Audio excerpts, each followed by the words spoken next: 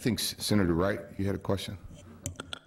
I think, and I mean, this might have been said, but having done the PGC in both gas and electric a long time ago, part of the concern I have is that in the old days, you wanted to lower bills and create products that created value for the ratepayer. Somewhere along the line, this China became a program where y'all got to play with money. The programs that were doing weatherization and the CARES program and the other things that were in the PGC have now been shifted. So now we're looking at programs that are designed to do something that it's really not clear. When these programs start, it's not clear what the objective is. It just seems like y'all spend money like drunken sailors. I'm going to say something probably will sound different to a lot of people. If you take ratepayer dollars and create jobs, you didn't create a job. You taxed ratepayers and took the money and paid other people. That's not job creation. And if you believe it is, then we should triple the PGC and lower the lower the income unemployment rate even more. That's a bass-ackwards thing to do. Moreover, when you're taking the public goods charge money, that $250 million, a portion of that would have been general fund dollar, because the commercial businesses that you take it from would have paid tax on that dollar, except that they're allowed to deduct it from their net income that they pay. So it ain't even free money to the general fund. So you're taking money out of the general fund and using it in a way that may or may not benefit the person from whom you took the money.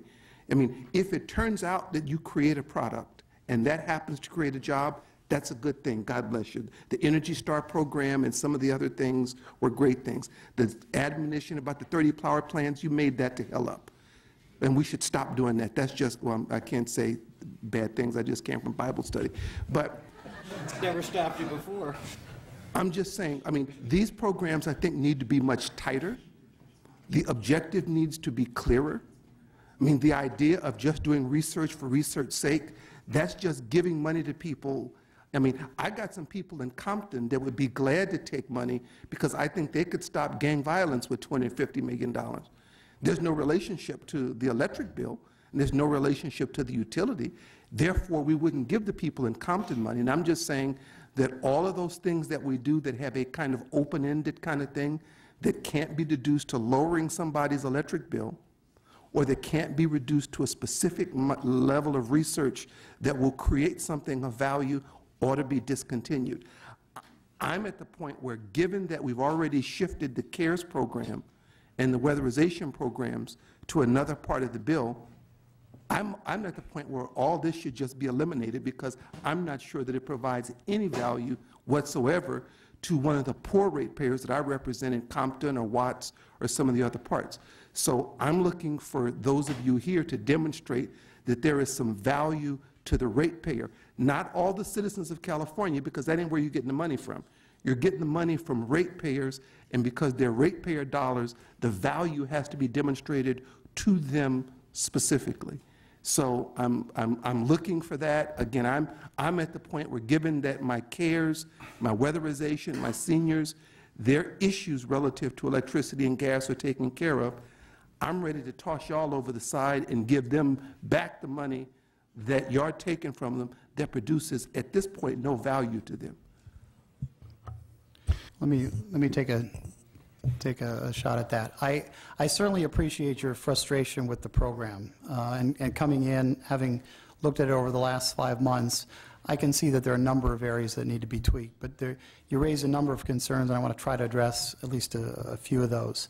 Firstly, in terms of taking the money from ratepayers that otherwise would have shown up as profits that would have been taxed, my understanding is the way that rates are set and that we generate returns for utilities is that it's a cost plus passed on basis, so cost of services. I'm talking about to the business from whom you took the money.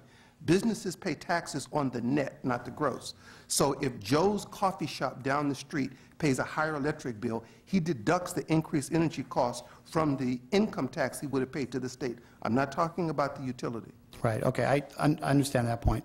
The second point, you talked about there being no return on the investment and that the money was spent in a wasteful manner, like drunken sailors.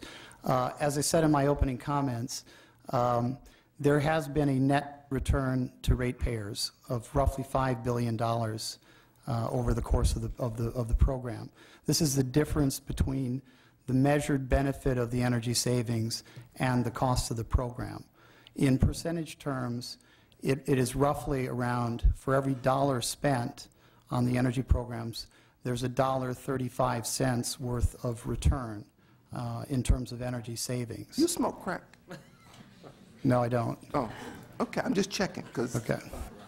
But these, and the number I'm quoting is actually after the energy division of the PUC has looked at the programs.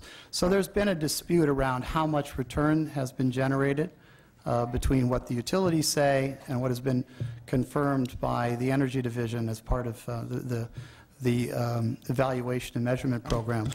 But there is no question that there is a net benefit.